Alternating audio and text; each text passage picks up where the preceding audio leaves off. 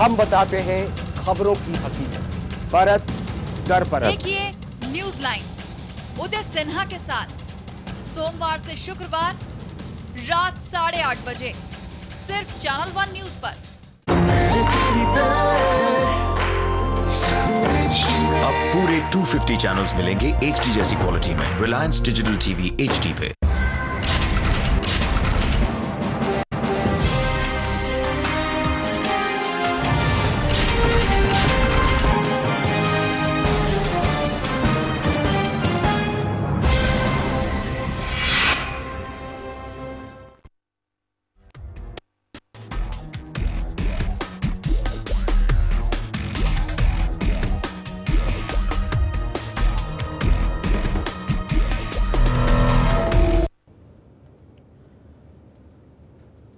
आपको याद होगा कुछ सालों पहले विकीलीक्स नाम की एक वेबसाइट ने अचानक कई ऐसे खुलासे किए जिसने अमेरिका सहित पूरी दुनिया की राजनीति में तहलका मचा दिया।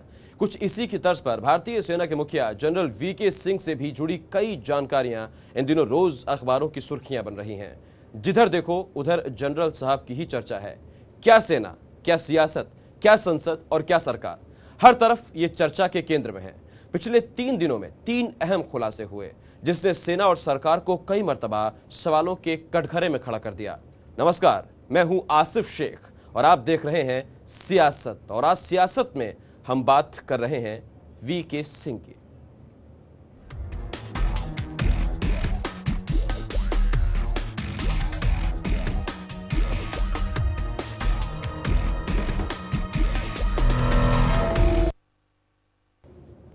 पिछले कुछ दिनों से जनरल साहब के हवाले से कई ऐसी खबरें आई जिसने सेना की साख पर बट्टा लगाने का काम किया।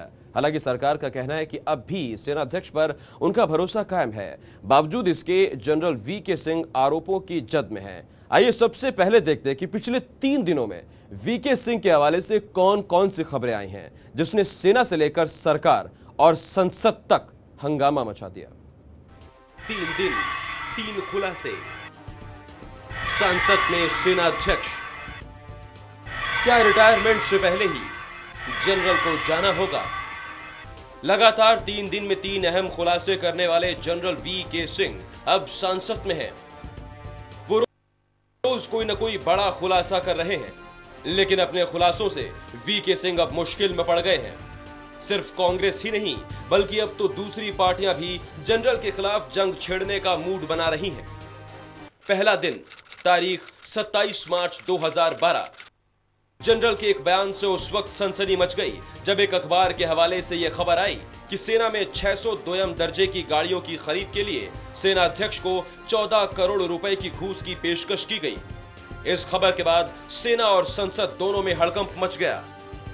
दूसरा दिन तारीख 28 मार्च 2012।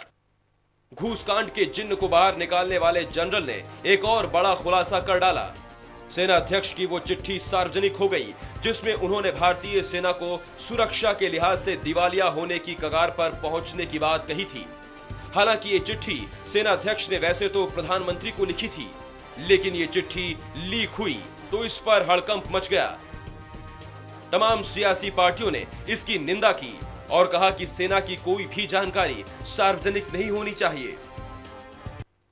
तीसरा दिन तारीख 29 मार्च 2012।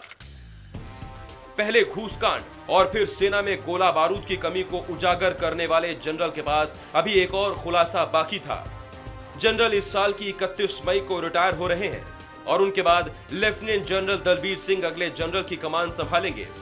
लेकिन लेफ्टिनेंट जनरल दलबीर सिंह से जुड़ा एक और खुलासा सामने आने के बाद हर किसी के होश उड़ गए। मामला यह था कि 2011 में हुए एक रक्षा सौदे में दलबीर सिंह पर कमीशन खाने का आरोप लगा था, जिसके बाद TMC सांसद अंबिका बनर्जी ने दलबीर सिंह के खिलाफ CBI जांच की मांग की थी, जिसके बाद सेना अध्यक्ष ने भी इस मांग के समर्थन में CBI जांच की सिफारिश कर दी।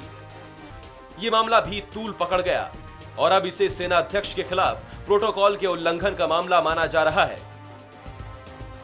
3 दिन 3 खुलासों के बाद अब एक बार फिर ये सवाल खड़ा हो गया है कि रोज नया बखेड़ा खड़ा कर रहे जनरल को क्या रिटायरमेंट से पहले ही जाना होगा?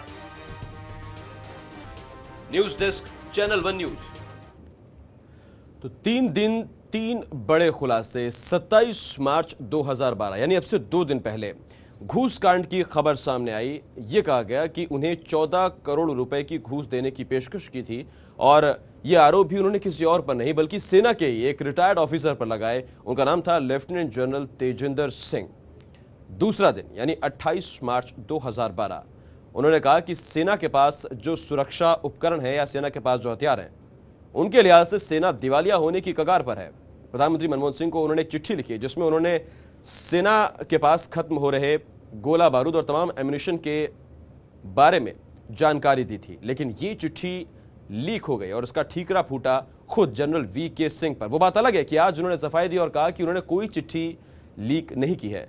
और तीसरा दिन यानी कि आज 29 मार्च 2012 एक और खुलासा हुआ और इस खुलासे से सेना से लेकर संसद तक फिर हिल गई। खुलासा यह था कि भावी general lieutenant general Dalbir Singh, जिन्हें 31 मई के बाद सेना की कमान सौंपी जानी है, उनके खिलाफ 2011 का एक मामला सामने आया जिसके बाद टीएमसी के सांसद अंबिका बनर्जी ने सीबीआई जांच की मांग की थी और इसी मांग पर सीबीआई जांच की सिफारिश जनरल वी.के. सिंह ने की थी। तो क्या ये प्रोटोकॉल का उल्लंघन था? सरकार की माने तो हां, ये प्रोटोकॉल का उल्लंघन है और ऐसे में जनरल वी.के. सिंह पर कार्रवाई बनती है। तो सवाल वही है जो पिछले 3 दिन से लगातार खड़ा हो रहा है, वो ये कि क्या general VK. Singh super active हो गए हैं? क्या वो सब कुछ बदल देना चाहते हैं? क्या वो नहीं चाहते कि कुछ भी गलत हो? और आपको बता दें कि जिस तेजिंदर सिंह पर उन्होंने घूस देने का आरोप लगाया था, आज पटियाला हाउस कोर्ट में उनकी सुनवाई भी टल गई है। मानहानि का केस उन्होंने जनरल वी.के. सिंह के खिलाफ डाला था और इस वक्त Dharmendra Mishra, channel one news संवाददाता, और जानकारी के साथ जुड़ रहे हैं। Dharmendra, general VK. सिंह 3 दिन 3 खुलासे कर चुके हैं। ये खुलासे ऐसे थे जिन्होंने सेना से लेके संसद तक को हिलाकर रख दिया। अब कार्रवाई की बात जनरल वी.के. सिंह पर हो रही है। कहा जा रहा है प्रोटोकॉल का उल्लंघन उन्होंने किया है। क्या कुछ कार्रवाई उन पर बनती है? जी देखिए, जनरल वी.के. सिंह ने जो लेटर प्रधानमंत्री को लिखा था उसकी लीकेज किसने की है? सबसे पहली बात तो ये है कि जांच का ये मामला है और जैसा कि रक्षा मंत्री ने कहा कि पहले इसकी जांच की जाएगी और आईबी समेत सीबीआई इस जांच में जुट गई है और सबसे पहले जब तक ये पता नहीं चलता है कि यह लीकेज किसकी तरफ से हुई थी, तब तक प्रोटोकॉल का अगर उल्लंघन करने की बात की जाए तो यहाँ पर गलत होगा, क्योंकि जो डिफेंस एक्सपर्ट है वो भी मानते हैं कि तो आर्मी जनरल हैं, उन्होंने ऐसा कोई काम नहीं किया है जिससे प्रोटोकॉल के उल्लंघन की बात की जाए। उन्होंने प्रधानमंत्री को लेटर लिखा था, तो उसे सार्वजनिक किसने किया वो जांच का विषय है और उस पर कार्रवाई होनी चाहिए। आपको यहाँ रोकना चाहूंगा और आपको बता दें इस वक्त हमारे साथ चर्चा में लेफ्टिनेंट जनरल रिटायर्ड राज कात्यायन जी फोन लाइन पर जुड़ रहे हैं।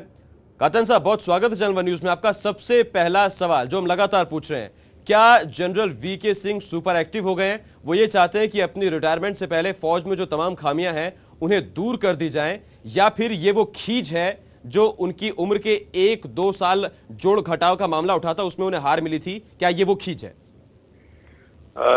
देखिए, आपका जो पहली अजम्पशन है मैं उसके साथ सहमत हूं।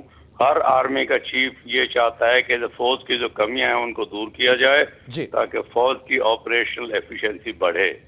वही काम वी.के. सिंह जी ने किया है।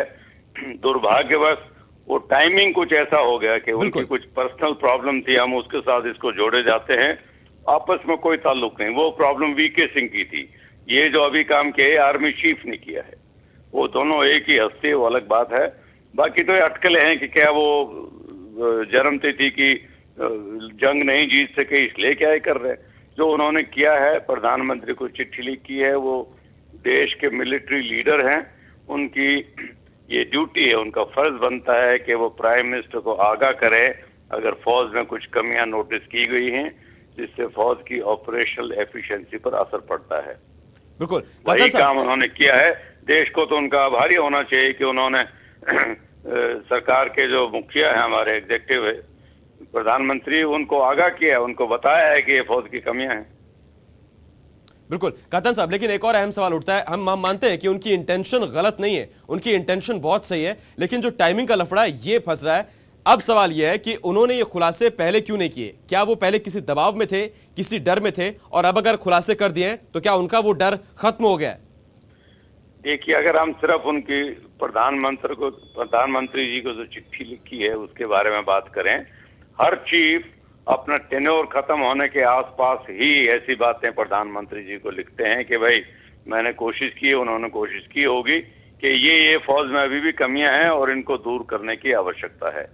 उस चिट्ठी लिखने में किसी किस्म की गलती नहीं है, ना टाइमिंग में और ना उनके इरादे में। अब बाकी जो उनका क्या हुआ है उसके साथ इसका कोई ताल्लुक है या नहीं, ये तो फिर हम अटकलें लगा रहे हैं, वो तो वही बता सकते हैं अगर ताल्लुक है या नहीं है। हाँ, हालात जरूर ऐसे हैं जिस पर शक होता है, लेकिन ये शक सही भी हो सकता है, गलत भी हो सकता है, इसके बारे में कहा जाना मुश्किल है। वो तो वीके सिंह खुद ही बता सकते हैं कि वो ये चिट्ठी उन्होंने उस हार की वजह से लिखी है या ये वैसे भी लिखने वाले थे। मैं समझता हूँ हर चीज प्रधानमंत्री को आगाह करता है चिट्ठी लिख के कि ये कमियां हैं। बिल्कुल, हर चीज के दो पहलू होते हैं कात्यायन साहब। अब जो लेफ्टिनेंट जनरल दलबीर सिंह के खिलाफ उन्होंने सीबीआई जांच की सिफारिश की थी, ये जो मामला अब सामने आया है, ऐसे में इस पर भी दो बातें उठ रही हैं। या तो वो ये चाहते हैं कि उनके जैसा ही या बहुत कोई ईमानदार अगला सेनाध्यक्ष हो सेना के पास, या फिर एक दूसरा एस्पेक्ट भी हो सकता है, दूसरा एंगल भी ले सकते हैं कि शायद वो चाहते हैं कि अगर लेफ्टिनेंट जनरल दलबीर सिंह पर कोई कार्रवाई होती है तो शायद उनका टेन्योर कुछ और बढ़ा दिया जाएगा या कुछ और बढ़ जाएगा। देखिए, उनके दलबीर सिंह के खिलाफ कार्रवाई होती है या नहीं होती है, तहकीकात क्या निकालती है, उसका इनके टेन्योर से क्या ताल्लुक है जी। दलबीर सिंह अगर दोषी पाए जाते हैं या नहीं पाए जाते हैं, उनसे वीके सिंह के टेन्योर का कोई ताल्लुक नहीं। ये तो पुराना केस है। 10 महीने पहले किसी मेंबर ऑफ पार्लियामेंट ने प्रधानमंत्री को चिट्ठी लिखी थी कि भाई ये कुछ इरेगुलरिटी सामने आई हैं तो इनकी तरफ इन्वेस्टिगेशन की जाए। उन्होंने तो याद दिलाया कि इन्वेस्टिगेशन नहीं हुई है। ये तो जब आर्मी चीफ बने तो इन्होंने अपना इरादा जाहिर किया था कि मैं जो भी करप्शन के केसेस हैं आर्मी में, खासकर सीनियर रैंक में जी, उनको दूर करने का मेरा इरादा, उसी के लाइन में कर रहे हैं। सेना से जुड़ा हुआ एक टेक्निकल एस्पेक्ट भी इस पूरी खबर में सामने आया है, उसकी पेचीदगी हम आपसे जानने की कोशिश करेंगे। यह कहा जा रहा है कि जो सीबीआई की सिफारिश उन्होंने लेफ्टिनेंट जनरल दलबीर सिंह के खिलाफ कर दी, उसे जो सरकार है वो प्रोटोकॉल का सीधा सीधा उल्लंघन मानकर चल रही है। किस तरह का यह प्रोटोकॉल है और क्या वाकई इस प्रोटोकॉल का उल्लंघन सेनाध्यक्ष ने किया है? नहीं, इसके बारे में मैं टिप्पणी नहीं दे पाऊंगा क्योंकि मुझे नहीं पता उन्होंने किसको चिट्ठी लिखी है। लेकिन हमको ये नहीं भूलना चाहिए कि वो देश के मिलिट्री लीडर हैं। ये आर्मी में जो भी कुछ सही होता है, जो गलत होता है, उसके बारे में वो सरकार को आगाह करें, ये उनकी जिम्मेवारी है। बिल्कुल। राज कात्यायन साहब हमारे साथ जुड़े, बहुत बहुत शुक्रिया इस तमाम बातचीत के लिए, इस चर्चा में शामिल होने के लिए। रिटायर्ड लेफ्टिनेंट जनरल राज कात्यायन इस वक्त हमारे साथ मौजूद थे और Dharmendra Mishra channel one news संवाददाता हमारे साथ बने हुए हैं। अब से कुछ देर पहले खबर आई थी कि तेजिंदर सिंह जो लेफ्टिनेंट जनरल रिटायर्ड हैं और जिन पर आरोप लगा था कि उन्होंने सेनाध्यक्ष को 14 करोड़ रुपए की घूस देने की पेशकश की थी, उन्होंने मानहानि का मुकदमा ठोका था और इस पर फिलहाल सुनवाई टल गई है। इस बारे में क्या जानकारी है आपके पास धर्मेंद्र?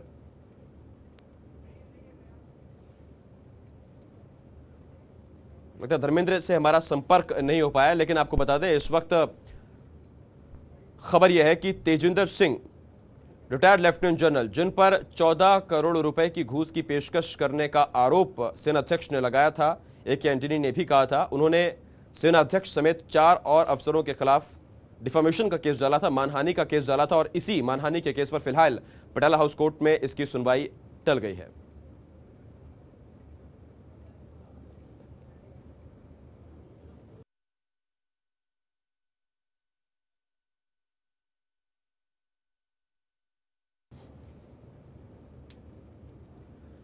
तीन दिन 3 खुलासे, रोज सेना से लेकर संसद तक हिल जा रही है और ऐसे में तमाम तरह से प्रतिक्रियाएं भी आ रही हैं। कल भी सियासी नेताओं की प्रतिक्रियाएं आई थीं, आज भी प्रतिक्रियाएं आई हैं और इन्हीं प्रतिक्रियाओं को हम आप तक लेकर आ रहे हैं। I'm not sure whether India is the number one importer or no. I don't have the statistics with me. But India imports every year substantial number of platforms, equipments and various other material for the armed forces. I got the information from my reliable sources. They may not be correct. That's why I have written a letter, because to find out whether the message is correct or not. That is what I wanted to know, but I didn't receive any letter. Neither they inquire about it to CBI or anybody. This is what I am worrying about. रक्षा मंत्रालय के top secret पत्र आज बाजारों में और सड़कों पर चर्चित किए जा रहे हैं। क्या सरकार के अत्यंत गुप्त दस्तावेजों को लीक करने से किसका लाभ हो रहा है और शत्रुओं का लाभ हो रहा है? आज सदन में इस पर हंगामा हुआ। रक्षा मंत्री खड़े हुए और उन्होंने कहा कि मेरे पास वह टॉप सीक्रेट लेटर है, लेकिन मैं इसका उचित समय पर जवाब दूंगा। विपक्ष ने मांग की है कि ऐसा लगता है कि सेना और सरकार, सेना और रक्षा मंत्रालय युद्ध में है, इसका सैनिकों के मनोबल पर असर पड़ रहा है। सेना अध्यक्ष ने जो शिकायत एक सांसद की जो थी और उसको सीबीआई को भेजा है, उसकी तो जांच होनी चाहिए, परंतु साथ ही साथ ये जो समय सेना अध्यक्ष ने चुना 1 साल बाद करीब, क्योंकि शिकायत पिछले वर्ष में की गई थी और अभी तक उस पर वो बैठे रहे, उन्होंने कोई कार्रवाई नहीं की, ये मन में चिंता भी पैदा करता और संदेह भी पैदा करता उनके व्यवहार के बारे में। ये अपने आप से बाहर हो चुके हैं और कहीं न कहीं हमें लगता है कि एक मोटिवेशन के साथ ये काम कर रहे हैं। जितना भी एक्ट पिछले दिनों हुआ है विगत, जब से इनका वो उम्र सीमा का मामला जब से आया है, तब से निश्चित तौर पर कोई पॉलिटिकल एम्बिशन लगता है कि पाल रखे हैं और कहीं न कहीं ऐसा लगता है कि आने वाले दिन में ये राजनीति में जाने वाले हैं और इसी तरह से ये सारा काम करके जो आज तक किसी सेना अध्यक्ष ने नहीं करने का काम किया है 65 साल के इतिहास में। अलग अलग सियासी पार्टियां हैं, अलग अलग प्रतिक्रियाएं हैं। राष्ट्रीय जनता दल की तरफ से रामकृपाल यादव वही बात दोहरा रहे हैं जो लालू प्रसाद यादव ने कही थी। लालू प्रसाद यादव ने कहा था कि सेना अध्यक्ष अब सरकार में आने की कोशिश करेंगे, वो सत्ता में आने की कोशिश करेंगे और यही वजह है कि इस तरह की सुर्खियां वो बटोर रहे हैं। रामकृपाल यादव भी कह रहे हैं कि कोई पॉलिटिकल उनका इंटरेस्ट लगता है, ऐसा लगता है जैसे उन्होंने कोई अपना एम बना लिया है कि वो सरकार में आना चाहते हैं, शायद सत्ता में आना चाहते हैं, राजनीति वो भी करना चाहते हैं। इस वजह से लगातार सुर्खियों में बने रहने की कोशिश कर रहे हैं। बीजेपी इस बात को उठा रही कि ठीक है, आपकी जो मंशा है वो सही थी, लेकिन जो टाइमिंग आपने चुनी वो गलत है। शुरू से क्यों नहीं आपने इस पर संज्ञान लिया है? शुरू से इस तरह की आपने जो तलखी है या जो साफ गोई है वो बरकरार नहीं रखी। और इस वक्त चैनल वन न्यूज के executive editor Vipin Dhulia phone line पर हमारे साथ जुड़ रहे हैं। विपिन जी, एक बहुत अहम सवाल लगातार खड़ा हो रहा है और वो ये कि ठीक है, सेना अध्यक्ष की इंटेंशन सही है, हर शख्स इस बात को मान रहा है, लेकिन जो ये टाइमिंग पर लफड़ा खड़ा हो गया है, ये क्या टाइमिंग सही थी? देखिए, टाइमिंग्स को लेकर लगातार सवाल खड़े हो रहे हैं। सेना अध्यक्ष जो है विवादों में फंसे रहे, सुप्रीम कोर्ट तक उनको जाना पड़ा। सेना अध्यक्ष के साथ पूरा संसद सेना अध्यक्ष के इस रवैये के खिलाफ खड़ा हुआ। तमाम पार्टियों के नेताओं ने उन्हें बर्खास्त तक करने की मांग कर डाली। लेकिन इन सब के बीच ये हमको समझना पड़ेगा कि सेना अध्यक्ष ने जो सवाल उठाए वो भले 1 साल पुराने हो, उनका इंटेंशन जो भी हो, तो हम इस आधार पर इनको नकार नहीं सकते कि सेना अध्यक्ष का इंटेंशन सरकार को नीचे दिखाना है। अगर उनमें कोई तथ्य है उनकी बातों में तो उसकी जरूर जांच होनी चाहिए। अगर कोई किसी ने 1 साल पहले चोरी की और आज कोई उसके बारे में कोई सबूत पेश करना चाहता है तो हम ये कह के नहीं छोड़ सकते कि ये तो 1 साल तक कहाँ चले गए थे कंप्लेंट करने वाला। उसकी नीयत खराब हो सकती है, सरकार को बदनाम करने की नीयत हो सकती है, एंटोनी से स्कोर सेटल करने की बात हो सकती है। लेकिन जो मुद्दे उठ रहे हैं वो देश की जनता जानना चाहती है कि आखिर सच क्या है। बिल्कुल। विपिन जी, एक और अहम सवाल जो इस वक्त यहाँ खड़ा हो रहा है वो ये कि क्या ये विरोधाभास नहीं है? आज ए.के. एंटनी एक प्रेस कॉन्फ्रेंस करते हैं, वो कहते हैं, सबसे बड़ी बात जो कहते हैं वो कहते हैं कि हम भ्रष्टाचार के खिलाफ हैं, लेकिन आपकी सेना का जब लीडर लगातार भ्रष्टाचार के मामलों को उजागर कर रहा है या वो पूरी तरह से ईमानदारी से साफगोई से अपनी बात रख रहा है तो उस पर तनाजा हो रहा है, उस पर विवाद खड़ा हो रहा है। क्या आप ईमानदार होना भी अपने आप में एक दिक्कत है, एक परेशानी है? देखिए, आप ये समझ सकते हैं कि सरकार के भीतर कितनी उहापोह है इस मुद्दे को लेकर कि एंटोनी को हाउस में ये कहना पड़ा कि हम जनरल को नहीं हटा रहे हैं, उससे पहले 2 महीने का वो टर्म पूरा करेंगे जी।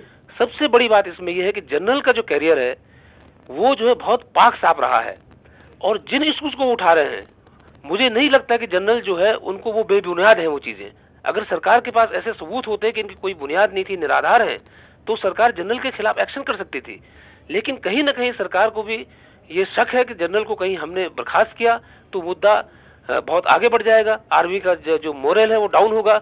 और इसमें सबसे बड़ी बात यह है कि जो आर्मी के जो पुराने जो अफसर हैं, जो रिटायर्ड जनरल्स हैं, लेफ्टिनेंट जनरल्स हैं, वो जनरल के साथ इस वक्त खड़े हैं वीके सिंह के साथ, और इससे जो है सरकार की ये दुविधा बढ़ गई कि वो जनरल को कैसे अलग थलग करे। पॉलिटिकल पार्टीज के नेता बयान दे सकते हैं कि वो चुनाव लड़ना चाहते हैं, वो उनकी सोच यहीं तक हो सकती है, लेकिन एक सरकार को एक देश की सुरक्षा का ख्याल रखना है, देश की अंदरूनी सुरक्षा का ध्यान रखना है और एक मैसेज देना है जनता के बीच कि आपके बीच के जो लोग फौज में हैं वो किसी भ्रष्ट तंत्र के तहत नहीं है, जो जान दे रहे हैं जो आम सोल्जर्स, उनके पास ये मैसेज नहीं जाना चाहिए कि उनके जो अधिकारी हैं वो कहीं लूट खसोट में शामिल हैं। तो ये एक मॉरल सरकार को एक ये मैसेज देना होगा कि सेना साफ सुथरी है, और जनरल सिंह को हटाकर वो ये कतई ऐसा कोई मैसेज इस वक्त नहीं देना चाहती कि आप जो है एक भ्रष्टाचार के खिलाफ आवाज उठाने वाला कोई शख्स को सरकार ने बर्खास्त कर दिया। बिल्कुल विपिन जी, आप एक बात लगातार कह रहे हैं कि जनरल का जो बैकग्राउंड रहा है वो पूरी तरह से साफ सुथरा रहा है। एके एंटनी को यह माना जाता है कि साफ सुथरे नेता रहे। जब दोनों जगह साफगोई है, दोनों जगह ईमानदारी है, तो दिक्कत कहाँ है? क्या ये अहम का मामला है? देखिए, अहम का सवाल बिल्कुल इसमें नहीं है। एक भ्रष्ट तंत्र में दो व्यक्तियों का ईमानदार होने का कोई मतलब नहीं होता। एक प्रक्रिया होती है हर डील की, उसमें कहाँ कौन गड़बड़ कर रहा है, उसमें डिफेंस मिनिस्टर ईमानदार है और सिस्टम भ्रष्ट है, अगर सिस्टम, तो वो ईमानदार व्यक्ति क्या करेगा? मनमोहन सिंह के लिए लोग कहते हैं कि वो बहुत ईमानदार हैं, लेकिन मनमोहन सिंह की सरकार में तमाम घोटाले हुए, उनके मंत्री घोटालों में शामिल हुए हैं, उनके मंत्री जेल गए हैं, तो क्या मनमोहन सिंह के ऊपर उंगली नहीं उठती है? लेकिन फिर भी आप ये देखेंगे कि मनमोहन सिंह एक भ्रष्ट नेता की छवि उनकी वो कैरी नहीं कर रहे हैं। तो वही एंटोनी के साथ है कि एंटोनी एक साफ सुथरा चेहरा है इस सरकार का, और एंटोनी के जितने भी बयान आप देखेंगे संसद में या संसद के बाहर, उन्होंने कहीं भी, संसद के बाहर तो हालांकि उन्होंने कोई बयान दिया भी नहीं, संसद के भीतर ही उन्होंने जो बयान दिए, उन्होंने कहीं भी जनरल पर कोई व्यक्तिगत आक्षेप नहीं लगाए। जनरल ने जो आरोप लगाए उन्होंने उसका जवाब दिया, और एक जो भी उन्होंने कहा संसद के अंदर, उसमें कोई भी ऐसी चीज नहीं थी जो उन्होंने सत्य से परे कही हो। जनरल ने कहीं ये बात नहीं कही कि एंटोनी ने गुमराह किया संसद को। तो एंटोनी अपनी जगह एक साफ सुथरा स्टैंड लेके खड़े हैं, और जनरल एक की जो टाइमिंग है उसको लेके जरूर शक है कि जनरल की टाइमिंग गलत है। जनरल के ऊपर जो है, जनरल एक विवाद में फंसे हुए थे, जनरल सुप्रीम कोर्ट गए, जनरल दोबारा, जनरल ने जो है एक रिटायर्ड लेफ्टिनेंट जनरल को जो है इस केस में शामिल किया। तो ये सारी चीजें अपनी जगह, फिर उन्होंने एक नई चिट्ठी लिख डाली है। तो इन चिट्ठियों को, जनरल की जो लगातार चिट्ठियां जा रही हैं, और एक ये भी सवाल है कि ये चिट्ठियां जो अभी हमने तमाम तहकीकात की, तमाम सोर्सेज से पता चला कि चिट्ठियां जो हैं अमूमन जनरल्स जो है अपने रिटायरमेंट के आखिरी दिन तक लिख सकते हैं। ये कोई ऐसी चिट्ठी नहीं होती। रक्षा मंत्रालय की जो कमेटी होती है, अगर उसको पार्लियामेंट में आप कई बार देखेंगे तो आपको ये तमाम चीजें मिल जाएंगी उसमें कि ये जो है कमी है फौज के अंदर, फौज में जो है ये वेपन्स नहीं है, फौज में ये नेवल में जो है नेवल फोर्स में हेलीकॉप्टर्स नहीं है। तो इस तरह के वो रिपोर्ट्स में आपको मिल जाएंगे, लेकिन कभी सुर्खियां नहीं बनी अब तक।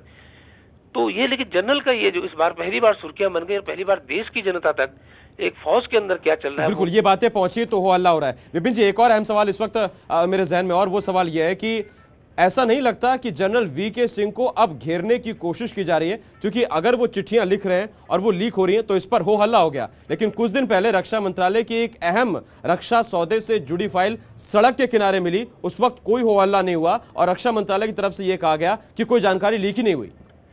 देखिए, कुछ जानकारियां ऐसी होती हैं जो मैं बता रहा हूं कि आपको, जो डिफेंस मिनिस्ट्री की जो पार्लियामेंट्री कमेटी है उसमें कई रिपोर्ट्स होती हैं। वो रिपोर्ट्स तो कोई भी हासिल कर सकता है उसको, तमाम पत्रकारों को रिपोर्ट्स मिलती हैं, उनमें से कई बार खबरें बनती है, कई चैनल्स उस पर स्टोरी भी डेवलप कर लेते हैं, लेकिन वो ऐसे डॉक्यूमेंट्स नहीं है कि उन पर डिस्कस न किया जाए, वो सबको अवेलेबल है, वो कोई बहुत बड़ी चीज नहीं है। लेकिन हाँ, जो व्यक्तिगत तौर पर पत्र लिखे गए हैं कि जनरल ने प्रधानमंत्री को पत्र लिखा, तो वो जनरल का प्रधानमंत्री के पत्र को लीक होना, ये कहीं ना कहीं बहुत गंभीर मामला है, और ये तो ये जनरल के पार्ट में लीक हुआ है या पीएमओ के पार्ट में लीक हुआ है। तो अभी देखना ये है कि जांच में ये पता चल पाता है कि नहीं कि लीक हुआ कहां से। तो इस समय जो है जनरल के पास क्या है कि जनरल अब रिटायर होने 2 महीने के बाद, तो जनरल जो है किसी भी तरह से एक भ्रष्टाचार के खिलाफ खड़े होने वाले शख्स के तौर पर इस देश में अपनी जगह अब देख रहे हैं। ये मुझको लगता है जनरल के इस पूरे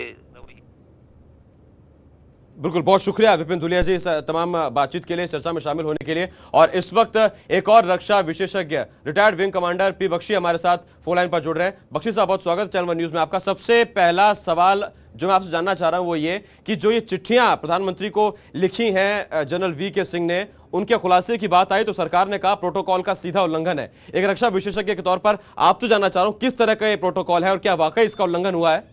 बिल्कुल नहीं हुआ। ये एक आर्मी चीफ की ड्यूटी है कि समय समय पर वो डायरेक्ट प्राइम मिनिस्टर को इस बात का ब्यौरा देते रहें कि हमारे यहाँ पे क्या प्रॉब्लम है, क्या है, कैसी चीज है। एक जनरल के खिलाफ एक मिनिस्टर ने अगर कोई लेटर लिखा है फ्रॉड का या कुछ भी है, उन्होंने उसको फॉरवर्ड किया है प्राइम मिनिस्टर को, उसमें कोई उल्लंघन नहीं है। बिल्कुल, एक और अहम सवाल यहाँ ये उठता है कि ऐसा नहीं लगता शायद जनरल वीके सिंह को शायद घेरने की कोशिश की जा रही है? क्योंकि अगर उनकी चिट्ठियां लीक हो जाती हैं तो हो हल्ला मच जाता है, लेकिन रक्षा मंत्रालय की एक फाइल अगर सड़क पर मिलती है तो उस पर कुछ भी नहीं होता। ऊपर से रक्षा मंत्रालय ये कहता है कि कोई जो जानकारी थी वो लीक नहीं हुई। नहीं, ये सारा का सारा मामला है खिसियानी बिल्ली खंबा नोचे वाली बात। अभी जनरल उनको कभी ये सोच भी सकते थे कि कोई फौजी इस तरीके से उनके खिलाफ आवाज उठाएगा करप्शन को लेकर। आप पहली बार हिंदुस्तान के इतिहास में एक बंदे ने करप्शन के खिलाफ जो एक मुहिम उठाया है वो इनको हजम नहीं हो रहा है, क्योंकि ये डायरेक्टली लोगों के पेट पे लात पड़ने लगी है, इसीलिए लोग तिलमिला रहे हैं। ये सारा का सारा ये इसलिए हो रहा है कि पहली बार कोई ऑनेस्ट आदमी आके, अब शुरू से जनरल वीके सिंह ने वे भ्रष्टाचार के खिलाफ मुहिम शुरू कर दी थी।